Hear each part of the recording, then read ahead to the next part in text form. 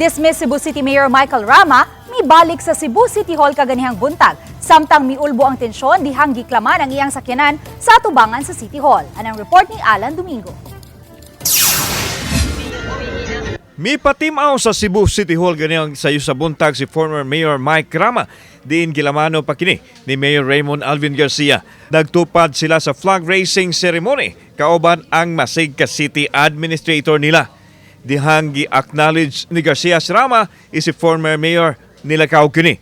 Mipahigayon og press con si Rama tubangan sa Cebu City Hall diin ginsister nini nga siya ang elected mayor sa dakbayan sa Subo ug ni asumer na siya siyang katungdanan. Kauban niya ang iyang anak nga si Attorney Michael Rama. I am now assuming as the mayor, and I never was a former mayor. Please. Anyone who will refer me as a former is always semantics. Samtang taon-taon misulod gini sa City Hall og misuway unta sa pagsulod sa mayor's office apan napakya sanglit gipadlaka naman ang buhatan sa mayor. Diha migawas og musakay na unta sa iyahang service vehicle nga nakaparking sa mayor's designated parking area. Nakugang na lang kini kay giklamp naman. Daw pinugan ang emosyon nga kahilakon nga giklamp ang iyang sakinan dungan sa pagtudlo sa signage nga alang sa mayor ang parking area diin siya ang kanhi naggamit nini. Tumuli ang sitwasyon karon diri sa Cebu City Hall kung ato makita ang sakyanan ni Mayor Mike Rama nga giklamp, no? Nagparking diri atubangan sa City Hall building. Morning ganina sa paggawas ni Mayor Mike Rama, emotional siya nga nakita yung sakyanan nga giklamp. And of course, nakapainit po ni siya mga supporters. Mayor, init ang imong mga supporters.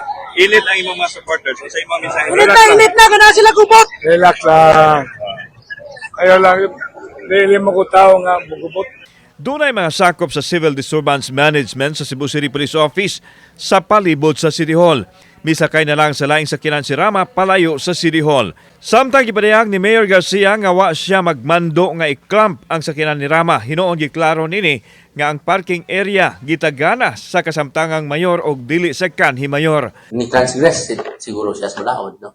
Pero at any rate, I think itangtang naman, no? So, I think that issue is already settled. Gipasabot ni Garcia nga gipadlak ang Office of the Mayor sanglit adunay hulga ang opisina nga kanhi gisulod sa tawo ni Rama. Buksan na hinuon kini pagbalik apan mag-agad sa assessment sa mga otoridad. Naamagoy threat, mo'y assessment, no, sa atong kapulisan as well as atong CSU.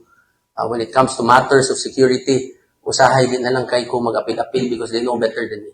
Gidugang ni Garcia nga giilag hapon niya si Rama apan gikinahanglan nga ipatigbabaw ang lagda sa pangagamhanan. Kauban si Godfrey Relian, ako si Alan Domingo. Balitang Bisdak.